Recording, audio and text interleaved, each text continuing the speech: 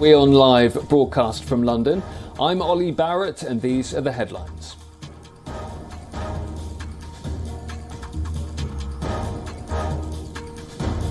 Russian teenage skating sensation Kamila Valieva is cleared by the Court of Arbitration for Sport to continue competing in the Beijing Olympics despite failing a doping test.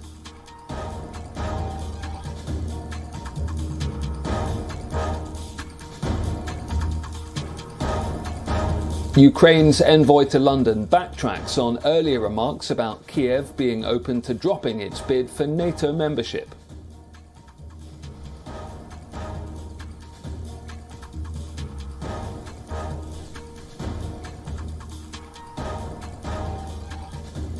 The Kremlin says Putin and Germany's Scholz will discuss Ukraine, security guarantees and the possibility of sanctions on Nord Stream 2.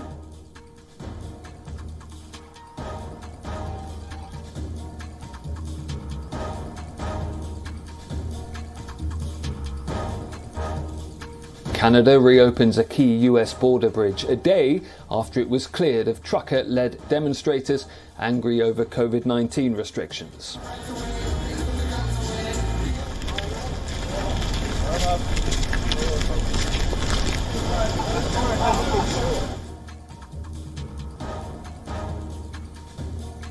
Protesters in New Zealand continue to demonstrate outside that country's parliament against COVID vaccine mandates.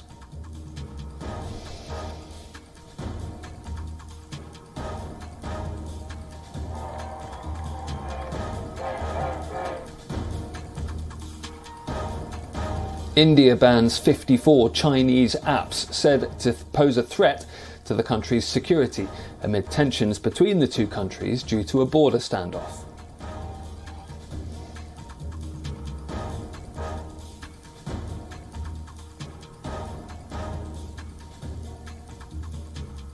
Russian teen figure skater Kamila Valieva has been cleared to compete at the Winter Olympics after facing doping charges.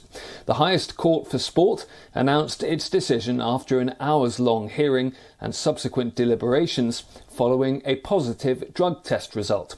The 15-year-old was facing a provisional suspension after drug test results came to light from December.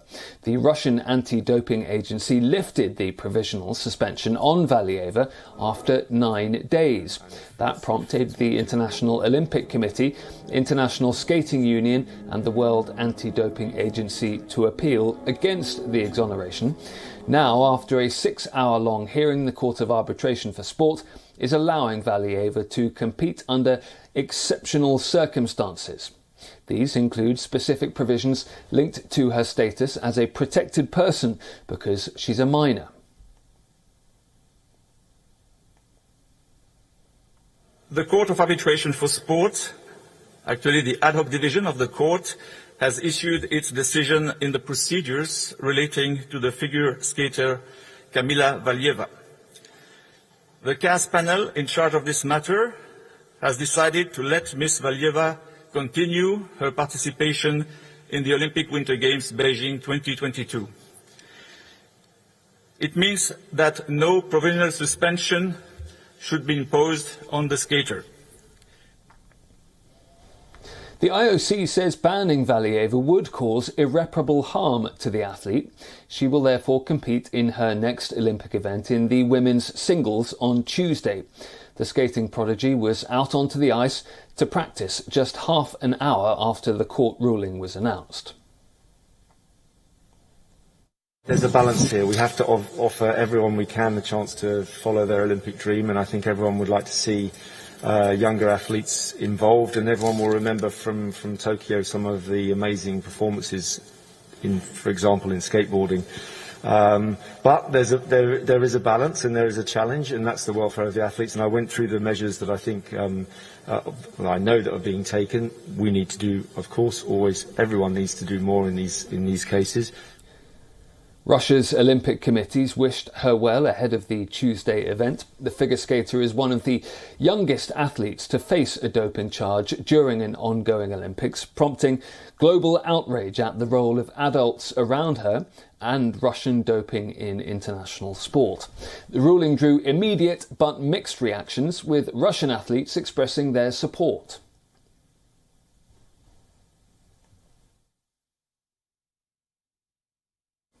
Very happy. Let's go, Camila.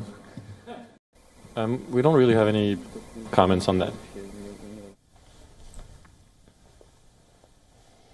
Valieva led the Russian team to the figure skating team gold last Monday and became the first athlete to land a quadruple jump at an Olympic Games. It's not clear whether other members of the Russian Olympic Committee team will receive gold medals or if the medal ceremony will be held by the end of the Games.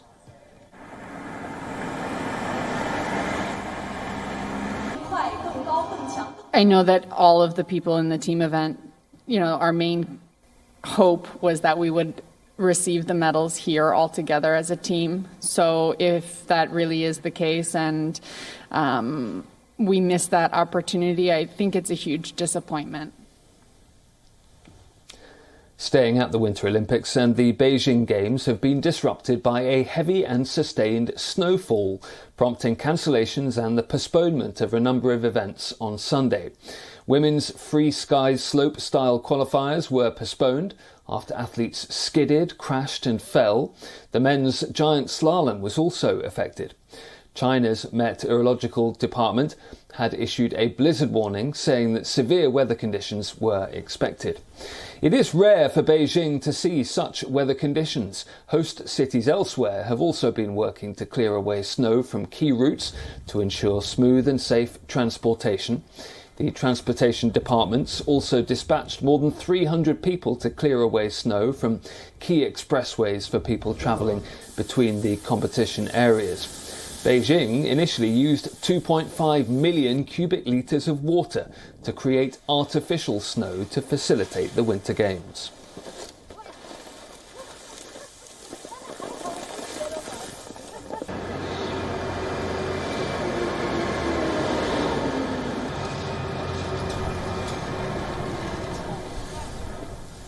Canada is witnessing its 17th day of truckers' protests.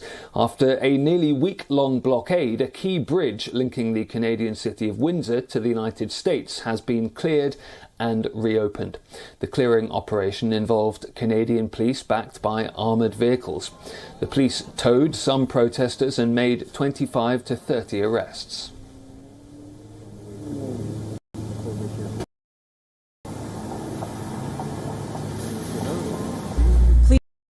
Please know we are moving as fast as we can. However, we need to make sure that this is a safe and sustainable solution. In addition, any unlawful activity in the area will not be tolerated, and officers will take the necessary action to keep the peace and traffic flowing. There will be criminal consequences for those who interfere with or interrupt traffic flow. The Ontario Provincial Supreme Court had ordered truckers to end their blockade of the Ambassador Bridge. The protest had forced major auto both countries to halt or scale back production. Canada's Prime Minister Justin Trudeau has faced mounting criticism for failing to act more decisively. US President Joe Biden has also asked Trudeau to end the blockade of the bridge. It is North American land border crossing. The White House praised what it said decisive law enforcement efforts to end the blockade at the bridge, seen expansions of the protest there on past weekends. And many say they're infuriated by the disruption.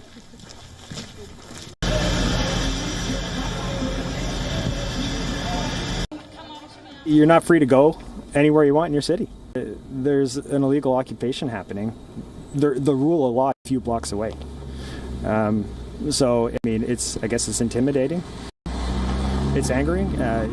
You feel like, you have no agency. You can't do anything. It's horrible. It's horrible. It's just, I feel like I'm living in a different country, like I'm in the States. it just makes me really sad to see all these people waving Canadian flags, acting like patriots, when really it's kind of the most sad and embarrassing thing I've ever seen. So yeah, that's all I have to say. They need to go home. Anti-vaccine protesters in New Zealand continue to demonstrate outside Parliament. Prime Minister Jacinda Ardern has labelled the protests imported. Demonstrators are ignoring calls from police to leave the area. They've been voicing their opposition to the government's COVID vaccine requirements for teachers, doctors, police and military personnel.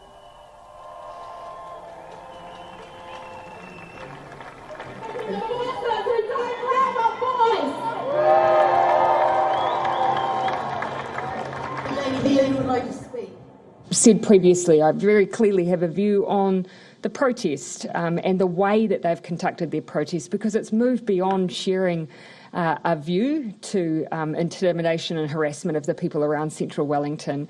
That cannot be tolerated, and pleased to be advised from police that they're taking steps to address that, but ultimately the management of the protest is for the police. The Canada-inspired protests began last week when a convoy of trucks drove to Parliament from across the country. Initially there were around 1,000 protesters, but that number quickly grew.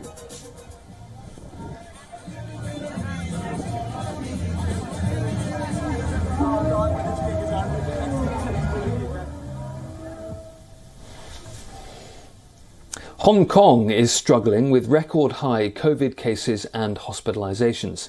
Daily infections are 13 times higher than 2 weeks ago, rising from about 100 cases at the start of February to over 1,300 on February the 13th. Hong Kong's leader, Carrie Lam, says her government will coordinate with China after Beijing said that it would help with testing, treatment and quarantine measures. Lam says her government will spare no effort to implement the dynamic zero coronavirus infection strategy in Hong Kong. Like mainland China, it seeks to curb outbreaks as soon as they occur.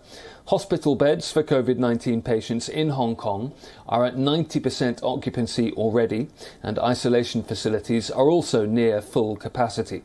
The city is seeing its toughest social distancing restrictions yet, with unprecedented limits on private gatherings. Public gatherings are restricted to 2 people. Hair salons and places of worship are closed until February the 24th. The city will soon launch a vaccine pass that will require people to show proof of vaccination to enter shopping malls, markets and eateries.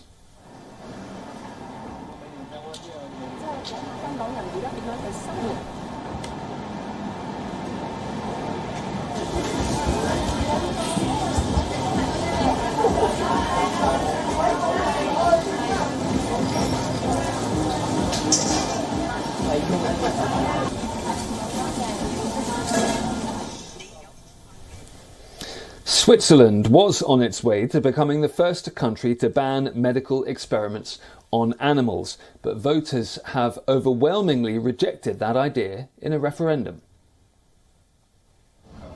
Switzerland could become the first country to completely ban medical testing on animals. Voters head to the polls on Sunday after animal rights groups gathered enough support to stage a referendum in the country, which hosts a huge pharmaceutical sector. The results of the referendum will be binding. Renate Wendley is a doctor from northeast Switzerland who launched the initiative. Animals should not suffer for the sake of humans. It's simple. Our opponents have said animal testing is necessary for scientific reasons. But we have spoken to the people who develop research methods, and they have come to a completely different conclusion. Animal experiments for scientific reasons are very questionable and lead to volatile results. Using animals as instruments is difficult because they have moods, emotions, a psyche. Wendley says research methods such as biochips, tiny chips that host large numbers of biochemical reactions, computer simulations or microdosing of humans would be more effective alternatives. According to government research, more than 550,000 animals died in laboratory tests in 2020 in Switzerland. The pharmaceutical sector has warned the move could force companies and researchers to relocate abroad. Pharma bosses also say that an animal testing ban could lead to the end of new drugs. Maurice van der Broek of the University of Zurich conducts research that implements tumours into mice to study how their immune system can be strengthened to fight cancer. I think to be an example for the world, Switzerland should not move away from animal experiments, but rather be very transparent, inform the public what we are doing, why we are doing it, how we are doing it, so make people understand the necessity of this type of experiments. We will try to bring more moderate proposals forward, and with 100,000 signatures, we can trigger another referendum in Switzerland. We will again try to convince the voters if we lose, but I still hope there will be a surprise. To Bangladesh now, where the government and NGOs are struggling to ensure healthcare for Rohingya refugees. They've been relocated to Bhasanchar from the Cox's Bazar Rohingya camp. One challenge is bringing critically ill patients from the island to hospital on the mainland. WION's Bangladesh correspondent Lakbina Jasmine Soma reports. It is the only specialised hospital with 20 beds on Bhasanchar Island for Rohingyas. This little baby has been hospitalised for several days with diarrhea. The mother said that her child has become much better after receiving treatment and medicine from the hospital. My baby got better after being given oxygen and injections. The doctor have treated him well. There are also opposite scenarios. Although admitted to the hospital with symptoms of kidney disease, this woman is not getting the necessary treatment. I have a kidney problem. It hurts a lot here. I'm in pain. While it has been possible to provide all modern facilities in Bhasanchar, ensuring healthcare for Rohingyas has become the most challenging. Out of about 70 NGOs working in Bhasanchar, only 6 are working on health. Crowds of patients were seen while visiting several hospitals, and most of them are children. These people are waiting here to get basic health care. However, sometimes it is difficult for them to get advanced level or secondary level healthcare services. GK, meaning Ganosthya Kendra, is working on the largest possible scale to ensure the well-being of Rohingyas with the funding from UNHCR. Last week, for the first time in almost a year, a young pediatrician joined the GK. While visiting the health centre, it was seen that the doctors were struggling to provide first aid. Especially patients who urgently need better treatment are at the highest risk. According to the clinic manager, critically ill patients are often at risk of death due to the distance from the mainland to Bhasanchar Island by sea and lack of adequate transportation. First of challenge that maintaining the supply chain is a challenge. Required medicine and consumables, arrival and also storage and other things. It's a big challenge for the healthcare post or healthcare centers. Other thing is the referral system that you mentioned. If anyone needs secondary care support, they need to move from this island to mainland. According to the Refugee Relief and Repatriation Commission, 255 children have been born in Bhasanchar in the last 1 year. In 1 year, 207 Rohingyas died in the camp.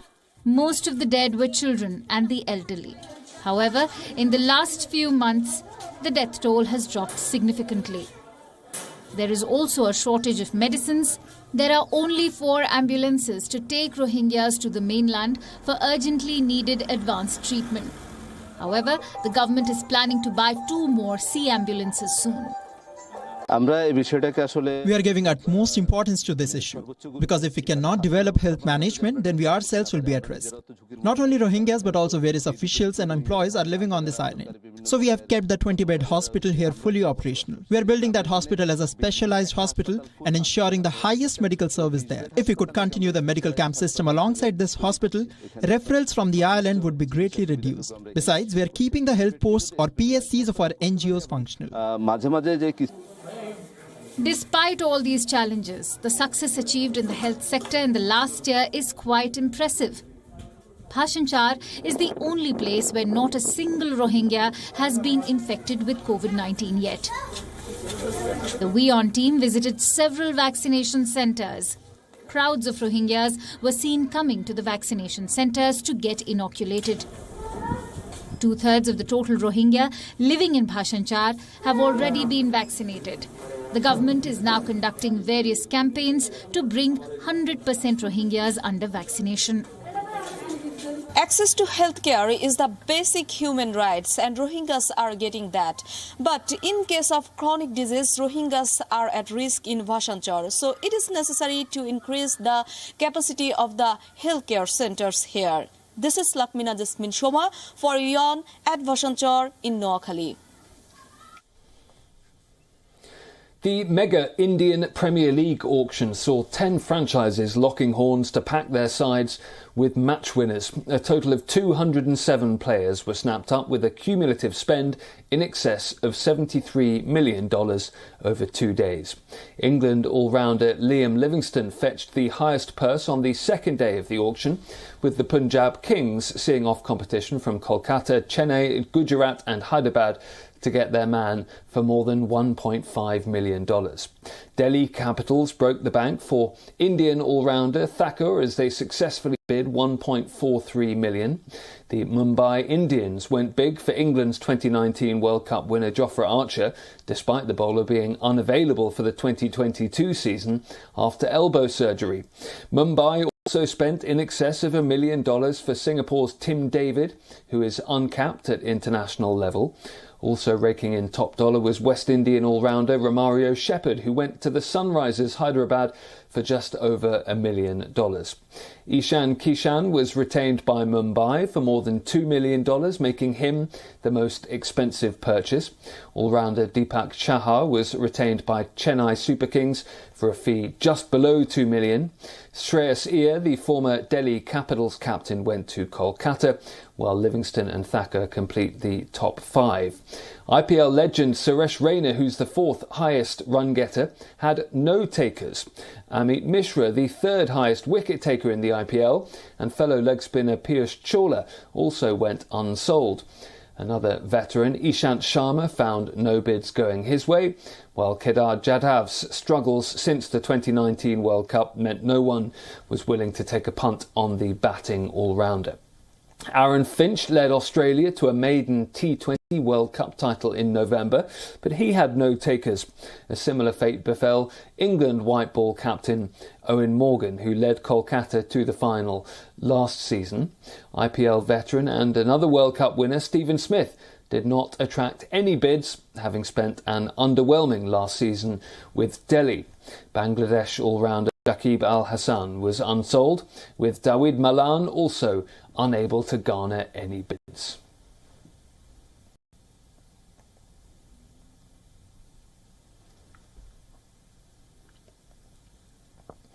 And it was Super Bowl weekend in the United States. A star-packed lineup rocked the halftime extravaganza in Los Angeles. Thanks very much for watching.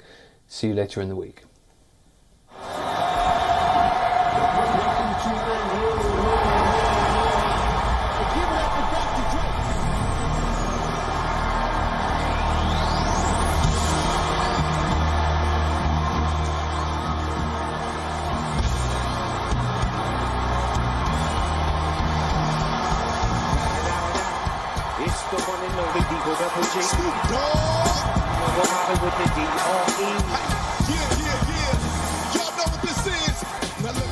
Everybody to the wild, wild west. A state that's untouchable like Elliot Ness.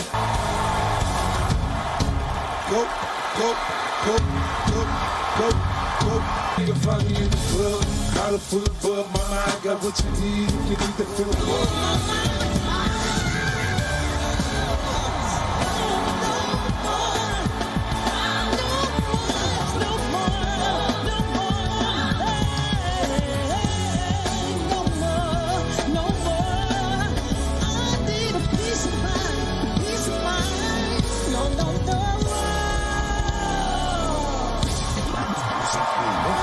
About my life, pain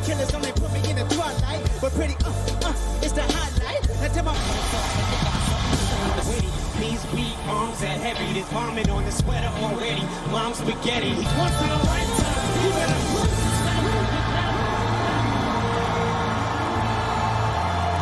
it's the DRE.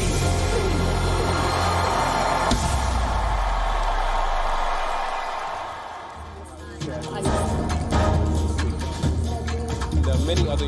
This is right, Arab.